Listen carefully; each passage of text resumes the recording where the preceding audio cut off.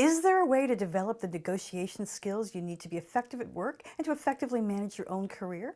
Well, Andres Lares is the managing partner and CEO of the Shapiro Negotiations Institute and the co-author of a book called Persuade, the four-step process to influence people and decisions. He joins me now to talk about why negotiation skills are important and the best way you can acquire them. Andres, thank you so much for joining me today. Thank you for having me, Linda. You know, I always like to ask guests about their own careers because it's so interesting. How did you end up being the expert on negotiating? Well, I think like and anyone else would probably say in their career, I think luck and who knows what happens, right? But I actually got into this because I actually wanted to get into sports. So I wanted to work in sports and I wanted to be a general manager. And so I went to graduate school, I got my MBA and I got a Master's of Sports Administration. I was really looking for a job in sports.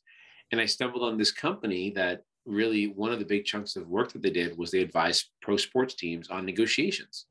And so it's funny the way life goes, but I came here for a kind of a couple of week project where I told my eventually wife to be, no, don't worry, stay in Toronto because that's where we were based in Toronto, Canada. And I said, no, don't bother coming. And so a couple of weeks turned into a couple of months and a couple of months turned into a couple of years. And then, from then, about 4 years ago, I took over the company and the founder kind of stepped away. And so now it's been 12 years. So what was supposed to be a couple of weeks turned into 12 years, two kids, and certainly staying in Baltimore. So you are still in sports, right? You negotiate for teams or Exactly. managers, So yeah. what the Shapiro Negotiations Institute does is two things. So kind of the sometimes more public piece of it and gets more attention is our sports work where we advise player or teams on player contract negotiations, large sponsorship deals, things like that. That's a piece of the business, but really kind of the largest part of the business is actually on the non-sport side, and it's really grown. It's essentially advising Fortune 5,000 companies on major negotiations or train their people, so salespeople, procurement people, marketing, engineers, leaders, really any job function. That's interesting because when we hear negotiation, we tend to think of things like Hollywood or sports, kind of really high level, but we all need negotiation skills, right? Absolutely. And certainly I know that's going to be a big topic of today. And that not only is it something that we need now, but it is really a growing need because it's a soft skill. It's very Mhm. closely tied to communication. But I mean, we negotiate it, whether you kind of think of it as that or not, really every day, all the time, whether it's with a spouse at what you're going to eat or with a friend, which movie you're going to go to. And then certainly professionally all the time, whether it's for more budget or for more buy-in or with a colleague in order to get something done, whatever it may be, we're constantly negotiating. It's interesting because I talk to a lot of people about the skills they need at work and the skills that you need to develop. And it seems like there's no way to really get the soft skills. You don't learn them at college or university or in training. You're supposed to just pick them up as you go along. Exactly. And I think that is changing though. It's interesting since I've been at S9 now for 12 years. And since I've been here, I have noticed that, I mean, for example, sales. I mean, sales is something that's actually covered in universities now. And not that it's not a soft skill, but really that was something that was almost taboo even 12 years ago. And that's an example. And I think certainly we're seeing more negotiation as far as like at courses in universities and certainly obviously we're seeing a lot more online as far as what people can do, even on their own time, from the Coursera's of the world and all the other kind of places that people Hmm. kind of decide what they want to learn on and do it, whether they're in university or in the workforce or wherever they are in life. And so I think it's an area that kind of is starting to, but yeah, you're expected to be a leader or to negotiate without any formal training at most of the jobs that you're in.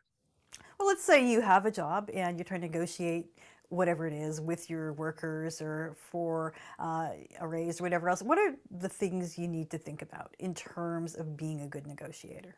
So in terms of being a good negotiator, I mean, there's a lot, but I think the first thing that comes to mind are really two things that are absolutely core are empathy and then preparation. Mm. So I think empathy, it's interesting that when we think of negotiation, that's probably not the first No, word it's that comes not. to mind. Yeah. But it is really critical. So of course, when you're negotiating, certainly professionally, you're representing your organization. And so the objectives of the organization are paramount. So that is the priority. It is really achieving your objectives. But that doesn't have to come at the cost of the other side. And we would say, except for in negotiations that are one time only, and you'll never negotiate or work with that person again, which really are very few and far between professionally. it's really important to be thinking of the other side. Now, that's not to mean that you can't ask for everything that you want and need, but it is to kind of do it in a way that thinks about the other party and really kind of take a collaborative approach. And so again, it doesn't mean you don't have to be aggressive, doesn't mean you don't kind of go after everything you want, but the way you do it is really important. So I'd say it's one, and that's closely tied to two, which is preparation. And so as much as kind of athletes prefer to play the game rather than prepare and kind of do, practice, it's the same for a negotiation that we tend to, for whatever reason, sometimes we're overconfident. Sometimes we're not sure how to prepare. Sometimes we feel like we don't need it. Whatever the reason, preparation is so closely tied with negotiation performance that it's really important to remember that. Okay, so say you're going into a meeting with somebody and you have your own agenda. You're not maybe negotiating a contract, but you're working with somebody else in an organization and you both have things you want to get done. How do you do this? How do you go into that meeting? So there's a couple things that you can do, and I think the first is you want to think through kind of a process you can negotiate or prepare for a negotiation the same way every time. And so because you want to be really efficient, right? And so one thing we teach, for example, a quick one we might teach often to folks is PAID. So an acronym that easy to remember because if you want to, you have to prepare to get paid, we say. And so P is precedent. So you want to think, have I seen this before? So if you're buying a house, that's easy, sort of the comparables of other houses, right? And what's the neighboring house go for? What did it sell for? Those sorts of things. But that's the first. So precedent, and in any space that can be done. So have I worked with this person before? What's that been like? And you want to do that for two reasons. One is to kind of want to learn. You want to think about what's happened, what's worked and not worked in the past. And the second is some of those precedent you could use potentially for persuasive purposes, right? This happened here, for example, as a comp. It was a favorable comp for your home. Again, you might bring that up because it could help you with whatever kind of offer you make. And so the next is alternatives. And so we kind of describe alternatives as the best and most powerful way to create leverage. And so it's really important you have alternatives. There's kind of a term that often is talked about, especially in the academic field of BATNA, which is the best alternative to a negotiated agreement. And so not only just thinking about that one alternative, but really thinking about creating as many as you can will create leverage. And again, just for simplicity, we can certainly talk about this in a professional manner, but actually, yeah, rather than houses, we think about jobs. So how you would feel and how you will negotiate if you have 3 job offers and you really want one that's the fourth will be very different than if you have no other offers and that, you'd be lucky to get anything, right? And even if it's the same job, and the same salary potential that's being pitched to you, you will kind of work through it very differently because of your alternatives or lack of alternatives. And so that's an example of how important those are. Then the next, interests, and there's 2 parts of this. So the first is your own. And we find that although it's kind of surprising, people don't often really know exactly what they want kind of as precisely as they should, right? And so if you're thinking about, a job or you're thinking about negotiating with a colleague, let's call it around larger budget for a project you want to go after. So you want to think through what exactly do I want to accomplish, right? And so exactly how much budget do I need and when do I need to buy, and kind of really figure out those things before you go to your colleague or your boss or whoever it may be is really important. And the other piece is, what are their interests? And so this is where empathy comes in, for example, that really, if you aren't thinking about the other party, the way you're going to come off is essentially just not optimal, right? It's no one kind of wants to be told what to do. And there's very few situations where a collaborative approach is not more successful. So interest does both of those. And then finally, the last is deadline. So deadline really kind of is, you figure out, is there a deadline, and you work backwards to create a timeline. And the thinking is, we often have all heard that 80% of a negotiation occurs the last 20% of the time in Pareto's principle. And whether that's always the case or not, certainly when there's a deadline in place, there's more pressure to get things done and more things do happen. And so what you want to do is you want to use that to your advantage, be prepared for it and work backwards from it rather than get caught off guard. And so that's kind of PAID is a simple acronym to work through, that you can do that in your mind on a taxi ride somewhere, or you can kind of write it down on a napkin, or if it's a really important negotiation, you kind of fill it out, you write it down, you really think through it. Interesting. This year, a lot of people are going to be asking for raises because the labor market's still pretty good, but inflation is running out of control. So people are going to be going in saying, I need more money. So what's the template for doing that? Because I think a lot of people are going to hear, we can't afford it. So that is it. And we've been talking a lot about it, and it is certainly a hot topic. And so what's interesting is, first of all, actually, we talk about raises, and there's a lot of studies that talk about how much more people make over the course of a lifetime if they're constantly negotiating their salary. Yes, Now, for sure. I want to be careful about saying constantly, because if you're going to your boss every week or month to renegotiate your salary, I think you might be in trouble and you may not have a job to renegotiate. But if you're being reasonable and kind of, and that can be different things, and depending on the company and the job, it is very impactful and important. So, but now more than ever is actually a good time to negotiate for a salary raise, because you have an objective standard to point to. So 3 years ago, if inflation was not a kind of a big deal, it's something that you had to ask, and you had to provide kind of more specific reasons on all the value you bring to the table. It's more about you and the company. But in this case, you have an objective standard to point to that say, look, if I don't get a raise this year, I'm making significantly less money than I would, than I was making last year, right? $50,000 salary in 2022 is equal to certainly less than it was in 2020, for example. And you can calculate that very easily. And so it's actually an objective standard that makes it easier for folks that sometimes are not sure kind of how to do it and whether they should or not. This is a bit of a crutch, if you will. So in that way, it's kind of a good thing. So it's something to keep in mind.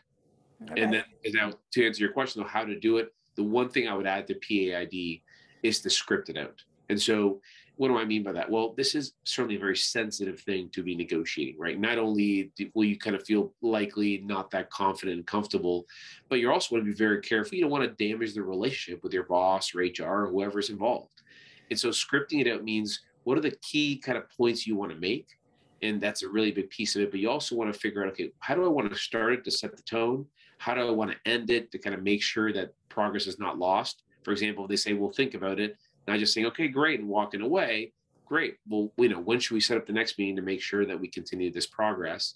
And then the last thing is, if you expect to face objections, which often will happen, how do you plan to respond to those? And so what's amazing about that process is, again, just kind of a one quick, 5-minute time frame, you can do all of this.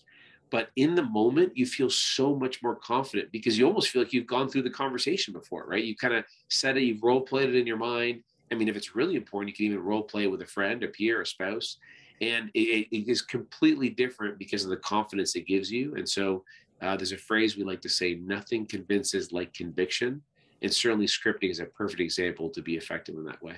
That's interesting. Are there visual clues you should be looking at? If you're sitting in a room with somebody, can you tell whether they're open to things or not?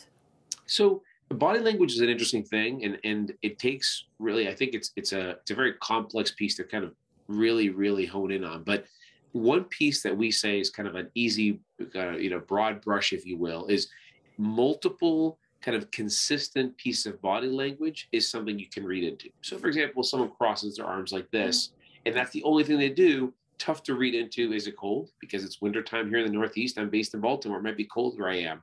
Or am I not liking kind of the questions that Linda's posing, right? And so it's very difficult to decide that. But if, for example, I shift my body away some, even if I'm looking and I'm shifting away, I cross my arms, my facial expressions turn a little bit, not necessarily fully negative, but are no longer positive. I'm smiling less. Now you start getting consistent messages that are all kind of in the same direction. And then you can start reading into that potentially this would be a good time to adjust the way I'm approaching this.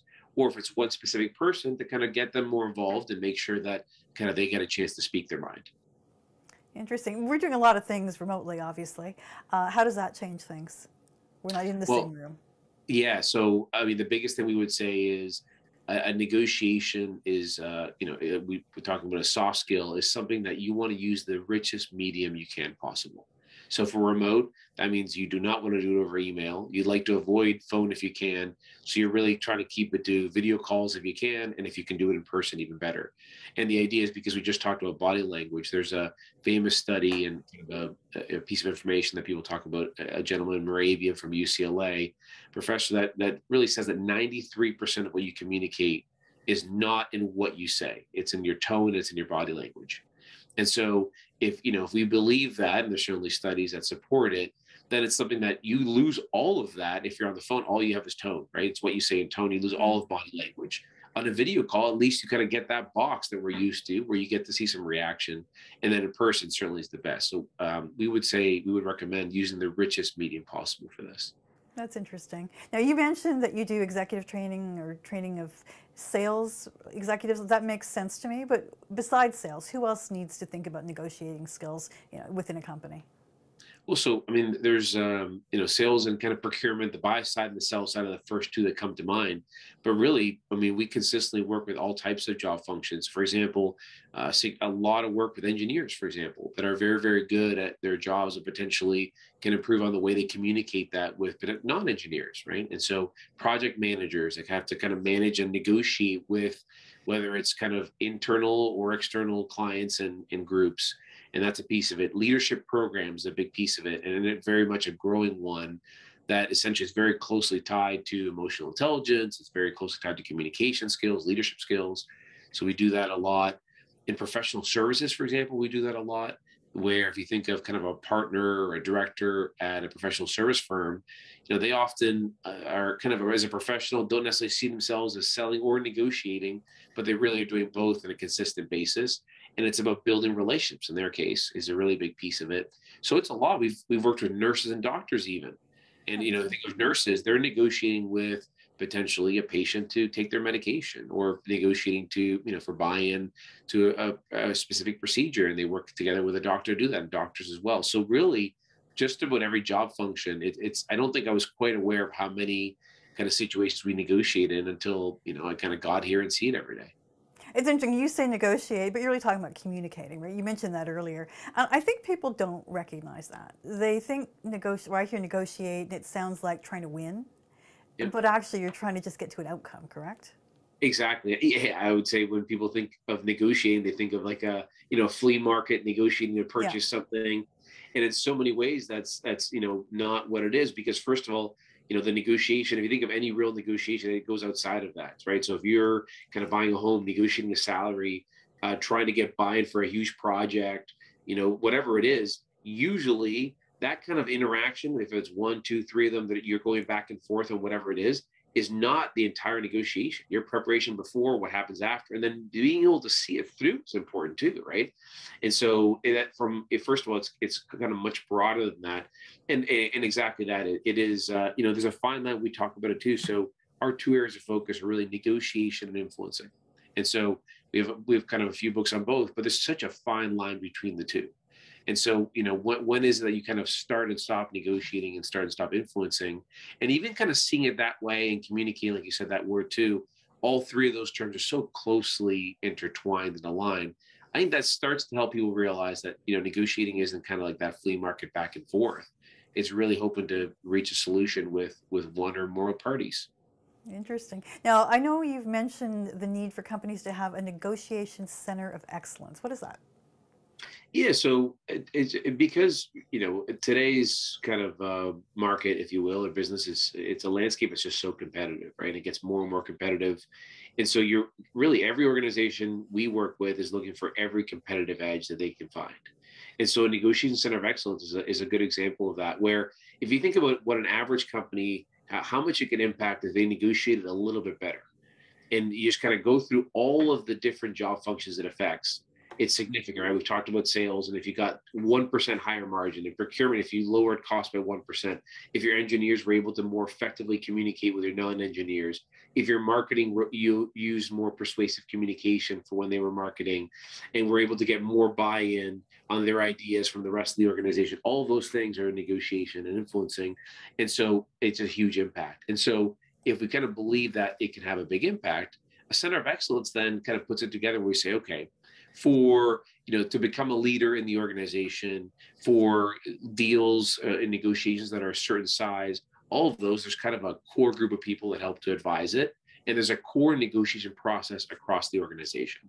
And so that's kind of what we work towards, is to start implementing that. So at a company, when people think of negotiation, oftentimes if there are clients, we've worked with a big group of people in the organization, they think of it as prepare, pro, propose. That's a three-step process. So you're thinking about preparation, it's critical. And so we've got, PID and other aspects of that, probing.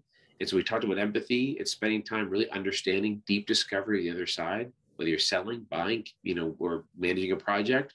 And then finally proposing. And there's some fundamental guidelines to make proposals that do what we talked about, which is to maximize your share while still satisfying the other side. And so the idea is, just as a kind of a brief example, is that would be kind of a center of excellence, is look, that's the process that everyone in an organization uses.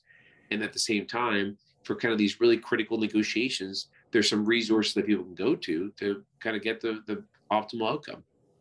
Interesting stuff, Andres. Thank you so much for talking to me today. Thank you very much for having me, Linda. Andres Lares is the managing partner and CEO of the Shapiro Negotiations Institute. He's also the co-author of the book Persuade, the four-step process to influence people and decisions.